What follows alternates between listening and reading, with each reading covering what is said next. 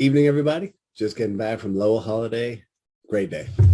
So, lots to talk about. Short time to talk about it, but I'll get it in.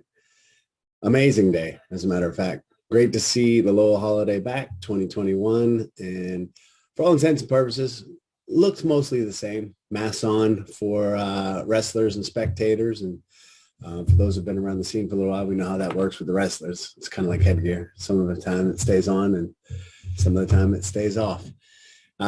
Nonetheless, it was great to be at the Songas Arena. It was great to see a hockey rink full of mats. It was great to see some old friends, coaches, wrestlers, alumni. Everybody was smiling and having some fun, and I think overall grateful for being there. I will say when I first walked into the arena, they were already rolling, and the energy in there seemed a little different, a little lower than normal. Some teams missing this year, some staples. I noticed Bishop Girton wasn't there this year, and they are usually a staple at Lowell. And, their mat was there, but I didn't see them there as well. But again, like I said, for the climate that we're in today and how things are going, I think it was a great day, and I'm excited for day two. Before we get there, let's talk a little bit about day one. So a couple of rounds, as they always go. I want to start at round of 16. I think that was a great place for us to start with, and a lot of great action there. And again, I'm focusing mostly on New Hampshire wrestlers, so might skip over a few classes, might miss a few things. I am the only one taking notes. I am the only one paying attention, and I'm also a fan, so I sometimes miss some things. So let me just say, first and foremost, 106. I saw a tough heartbreaker of a match with Salem resident Central Catholic wrestler Cole Glynn. The Glynn family have been around those guys for a long time now. It all started, Tyler, Mikey, and now Jimmy and Cole are bringing up the rear, so to speak, at Central Catholic. And Cole was up like 9-1, and this kid from I believe it was Lowell. He came in and he needed a big move, and he hit a big lat drop throw and tied him up and ended up pinning him. It was heartbreaking to watch that. And also very excited to see Cole on the high school level. I think that given some time and let puberty hit and, keep maturing his body and his mind, that I think this is a kid's name that you're going to be hearing a lot of. And I'll say right now, I think that he ends up being probably the most decorated Glenn out of the four. And, there's no knock on Jimmy, who's also cranking away. He looked great today. Fast, strong. He's one of those kids. He gets out there and he grinds. He's fun to watch. Tough wrestler. Cross-face the life out of you while he's going behind. He's fast. His reaction time is good. So he's through in the round of 16. So congratulations to the Glenn boys. And I got a moment to talk to Tyler, and he's finishing up I think his junior year in college, and no longer wrestling, but just living this great life. He looked good, looked thick. Look healthy, so it was great to see him. So a good day for the Glenn boys, if you ask me. It's good to see them all. Mikey's D3. He's back at school wrestling already, so didn't get to see him, but I'm sure he's doing great. Also, Troy Muscatelli, Hollis Brookline looked great. Threw in the park into the round of 16, quarterfinals. This was the round of 16. Another one that stuck out to me today was Conrad Parker. Boy, did that boy get big. He's in, I believe, 145 pounds. He's thick, and his technique looks sharp. He came into that round of 16 match and just completely dominated. Footwork looked good. His technique looked flawless in that match. It just looked really good. So I'm excited to watch him in day two in the quarterfinals tomorrow. Who else we got? I got my notes here. Did a lot of scribing today, so I want to make sure I get my information. So Russo from Timberlane also gone through. By the way, Timberlane in second place in the team score, so congratulations to them. Obviously, tomorrow's the big day, and keep grinding it through, but it was a good day for the team as well. I got a chance to talk to Coach Donovan, first time off camera. Thought I'd let him warm up to me before I asked him if he's ready for a little cameo on the Den. Also saw Coach Tim Brown still vying for his Miss Congeniality Award. And so those two guys are doing a great job over there post Barry Chuligan. I know Coach Donovan was a student underneath Coach Chu, and he's keeping the tradition alive. The Timberlane team looks great. And got a chance to chance to talk to Coach Nichols as well. He's handling the middle school kids, and I love what he's about. I love his demeanor, and I love his focus on what's important, and that is having the kids have fun as well as being tough and winning. And watching him mature into a middle school coach, and he's been around for a while. What a great wrestler. So watching him transition, and he's not one for the camera. I don't think I'll ever get him on bandstand. He's very soft spoken and he's quiet. And when I get a chance to speak with him, I'm all ears. The way he talks, how he talks about wrestling, him and I, in my head at least, it's a beautiful dance just to listen to how he sees the sport and the things that he sees that could be done differently here in New Hampshire. So, great to catch up with Timberlane coaches, and hopefully some of their wrestlers will get them on the den as well. Off camera again, I got a chance to speak with Dominic Paleria, also made it through in the round of 16, so he'll be in the quarterfinals. That boy's thick. He looks good. He looks strong. He just went out there and crushed in the round of 16. So I'm looking forward to it. It's funny because, his brothers before him, they're all tough kids. But watching, Nick specifically, he had a lot of smoothness in the way that he did his game. I know he had a background in gymnastics, and the way that he would wrestle was really fun to watch. I really enjoyed watching him. And then Dominic comes in, and, he's the baby of the family, which so am I. And he just comes in and starts wrecking things and breaking things. And I love it. It's a beautiful approach, and not to take away from his technique. Technique looks good. Cradle the kids up, without a doubt today. Beautiful stuff. So congratulations to Dominic. We'll see you tomorrow in the quarterfinals as well. Who else we got over here?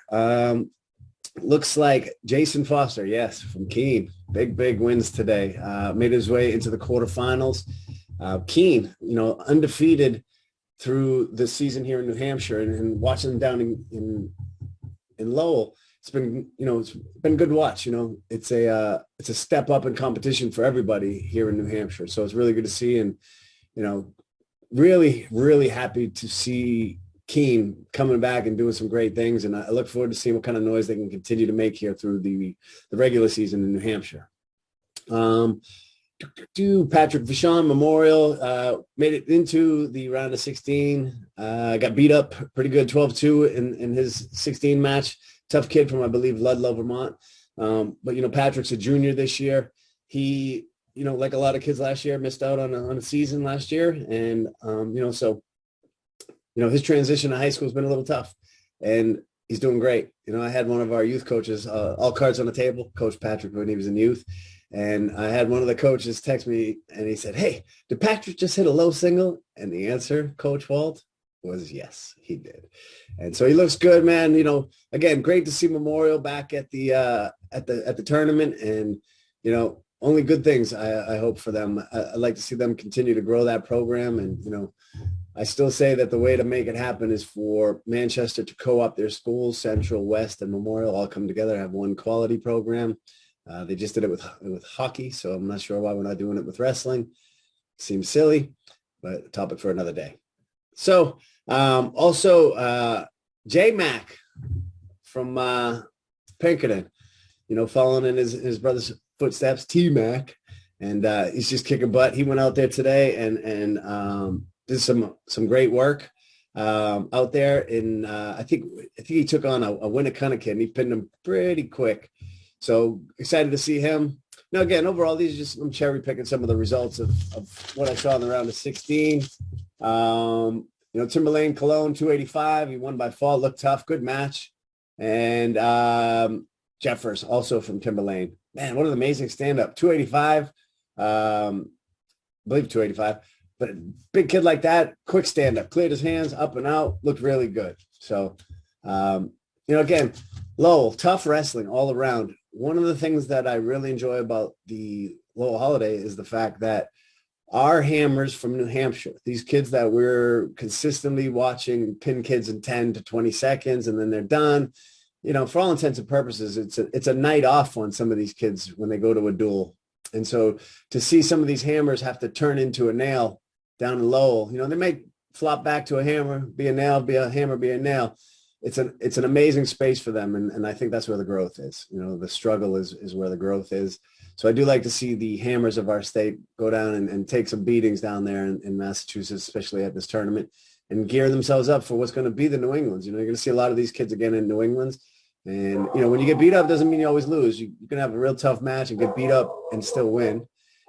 And I'm really excited that, you know, they're getting some challenges and they're having some tough matches. And I've often said that I think a big problem with our hammers here in New Hampshire is because they just smash the nails in with one shot, that when they get into these longer tournaments, these grueling tournaments, 2 days and things, everybody's working really hard. They're not conditioned for that. You know, they're going out and getting a bye in the first round of a New Hampshire tournament, and then they're in the semifinals. And then the semifinals, they pin a kid in 25, 30 seconds, and maybe in the finals, they have a tough match. So, you know, good to see them get three tough matches into the day and have to come back the next day. I think that is an amazing experience for everybody involved. So congratulations. Keep up the good work over there. You know, one of the other things that stuck out to me today was, you know, what it's like to jump up from middle school to high school wrestling. And, you know, I'll use David Pinto Jr. from Londonderry as an example. You know, I watched this kid crush it on the youth circuit. He did really well. He's hard worker, really coachable kid. And he's in high school now. And people are bigger. People are stronger. They're older. They're more mature. You know, and he'll get there. You don't typically get there in your freshman year. And so I got a chance to watch him and Anthony Fernandez, now at Nashua South, formerly of BG. And wow, Anthony Fernandez, really tall, long, likes to ride legs still. They battled it out, and I really thought it would be a tighter match than that. But after, you know, sitting back and watching, you know, both kids work really hard. But I know Anthony, you know, he's a little bit older. He's a little bit more mature physically. And I love the way he's composed himself out there. He looked really calm out there. Coach Langlois is doing a great job with Fernandez. You know, but again, back to Pinto, he's coming in as a freshman and he's just battling. You know, it was a tough day for him. And, you know, that's good. It's good for him to experience that. And I'm really excited. I'm going to keep my eye on that young man for the next couple of years, because I really believe he's going to make some noise here on the high school level. Keeps his head in the game, keeps working hard. He's got a great support system around him with his family, his friends. He's a barn kid. So I'm excited to see what he can do out there over the next couple of years. And so hopefully he's not getting frustrated at being the nail. You know, he's been a hammer for a long time down there in the youth circuit, and now he's a nail. He'll come to be a hammer. Mm-hmm. It'll be maybe a rubber mallet hammer to start with, and then he'll move his way up to a ball peen or something. But he did great. You know, again, tough wrestling, win or loss, doesn't really matter. It's just what it is. You know, a couple injuries today. One was Tegan McConnell from Bedford. He is a sophomore this year, and Bedford did not have a season last year, even though New Hampshire was wrestling. Their school said so. Really, his kind of like his freshman campaign. He's a freshman. You know, he's a freshman on the high school wrestling scene, but he's a sophomore in school, so he's a freshman. And he had a match early and injured his elbow, and, you know, better safe than sorry. You know, they iced him up, wrapped him up, and put him into to DQ on the injury list, and he'll go to the doctors this week and get that checked out. I don't think it's season ending. I think it was a good twist or a good hyperextension, I think is what he told me. So I think that he'll make his way back before too long. Hopefully he'll heal it up well and take care of things. Another injury that was probably a little bit more serious, not sure of the complete scale of it, but Mateo Mustafa, hope that I say that right, over there at Salem. You know, I think I talked about him in one of my earlier videos. You know, he's been watching this kid for a couple of years. He suffered a pretty good shoulder injury, and injury DQ'd out of his match, and they brought him immediately over to the trainer table. And then he went over to, I believe, Lowell General or Mass General, whatever is down there, and getting the shoulder checked out. So my thoughts are with you, my man. You know, it's part of the sport. Doesn't make it any easier, but I hope that you are feeling okay tonight and healing well.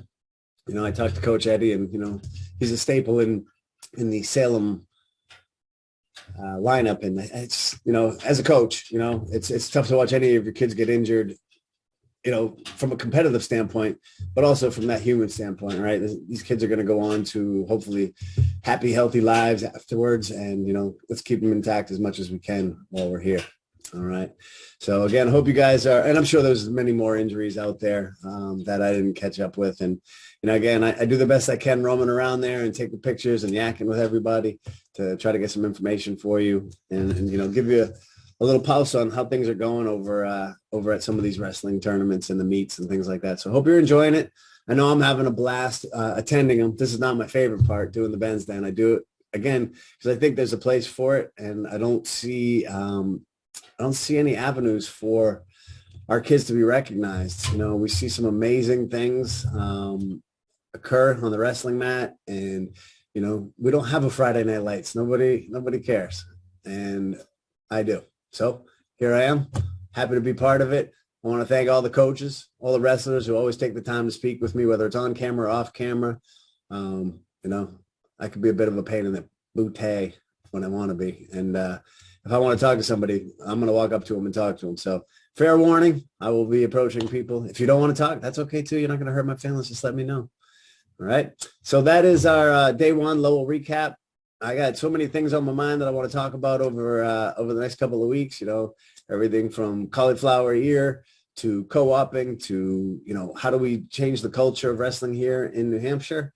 As always, a big complaint today from a lot of the coaches was the NHIAA and how they're handling things. And, again, they do a great job. Let's be honest. They do a great job of keeping things going. What I'd love to see is them step up and have it be better. And so there's the challenge. Anybody wants to come on, always open Ben's Den for you. I'd love to hear you.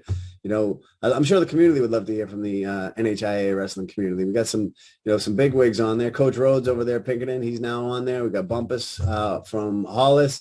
You got, Timberlane, Concord represented. So, we got some of the big programs out there. Where you guys at? Come say hello. Love to hear what you guys are up to, what your plans, what's your vision for New Hampshire wrestling? Do you have one? And if you don't, why not?